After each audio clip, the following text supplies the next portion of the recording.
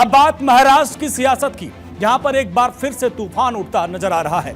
महाराष्ट्र की सियासत में एक बार फिर से तूफान उठ रहा है। एनडीए गठबंधन की सरकार में लग रहा है कि सब कुछ ठीक नहीं है।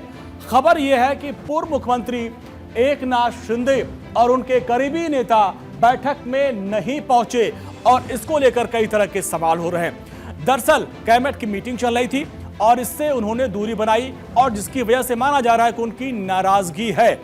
अब इसमें बैठक में कौन कौन से नए लोग पहुंचे, इस बात को आप समझिए और जानिए। दरअसल कैबिनेट की मीटिंग में शिंदे का गायब रहना कई तरह के सवाल खड़े करता है। दरअसल आज महाराष्ट्र कैबिनेट की बैठक थी, लेकिन ये जो उनके शिंदे और उनके करीबी नेता इस बैठक में नहीं पहुंचे, न ही उनके खास भारत गोगावले पहुंचे। शिंदे रविवार से जम्मू कश्मीर की राजधानी श्रीनगर में थे।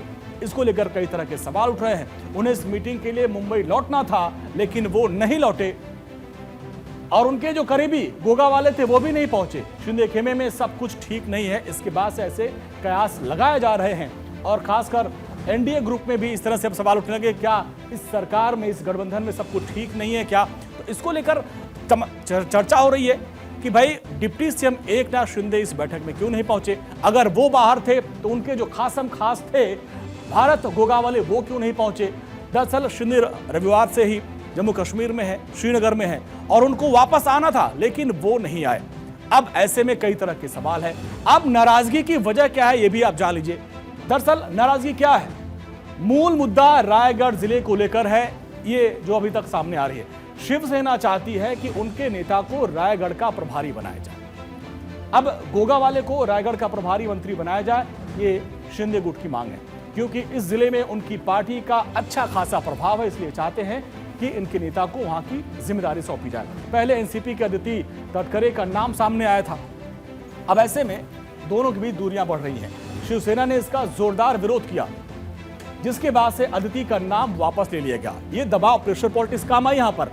फिर भी अभी तक कोई नया नाम तय नहीं हुआ, जिसको लेकर माना जा रहा है कि इनकी नाराजगी है, शिंदे गुट की नाराजगी है और इसीलिए दो बड़े नेता जब नहीं पहुंचे कैबिनेट की बैठक में तो तमाम तरह के सवाल उठने लगे हैं। तो अब ऐसे में एनसीपी की अदिति तटकरे का नाम तो हट गया, अब विरोध भी हो रहा है। अदिति का नाम वापस लिया गया, लेकिन अभी तक कोई नया नाम तय नहीं हुआ और माना जा रहा है कि इसी को लेकर नाराजगी है। शिंदे गुट की इस टकराव में उद्धव गुट वाली शिवसेना आग में घी डालने का काम कर रही है। दरअसल उद्धव ठाकरे महाराष्ट्र में देवेंद्र फडणवीस जो उनकी सरकार है उस पर लगातार हमलावर है। उन्होंने कहा कि भारी बहुमत वाली महायुति सरकार होने के बावजूद फडणवीस भ्रष्ट मंत्रियों पर कार्रवाई करने में असमर्थ हैं। अब वो देखिए भड़का भी रहे हैं। ठाकरे और फडणवीस के बीच में आप जानते ही हैं किस तरीके से मामला है। इसके पहले कुछ दिन पहले आपने देखा होगा विधानसभा में भी फडणवीस ने चुटकी ली थी कि आप उधर नहीं इधर आ जाइए, और अब ठाकरे की तरफ से कटाक्ष किया गया और ठाकरे ने फडणवीस से अपील की कि वो दबाव में न आए, आरोपी मंत्रियों के इस्तीफे की मांग करें। दरअसल दबाव बनाकर उद्धव ठाकरे का मकसद फडणवीस और उनके डिप्टी यानी एकनाथ शिंदे के बीच में चल रहे कोल्ड वॉर को और तेज करने की कोशिश थी। तो ये भी खेल चल रहा है। दरअसल महाराष्ट्र में सत्ता बंटवारे, फाइल पास होने में देरी और शिंदे के करीबियों जो अधिकारी हैं उनको पद से हटाने जैसा तमाम विवाद है और मुख्यमंत्री डिप्टी सीएम के बीच इसी को लेकर कोल्ड वॉर चल रहा है और अटकलें हवा इसी तरफ बह रही हैं कि इसको लेकर काफी नाराजगी है। शिंदे राज्य सरकार से दूरी बनाकर केंद्र सरकार के करीबी बनने की अब कोशिश कर रहे हैं। जैसा कि अभी एक बैठक होने वाली है और उसमें वो अब केंद्रीय कैबिनेट को लेकर तमाम जो है वो चाह रहे हैं कि अब वहां पर उनको तवज्जो दी जाए। दरअसल शिंदे को तवज्जो नहीं मिल रही है।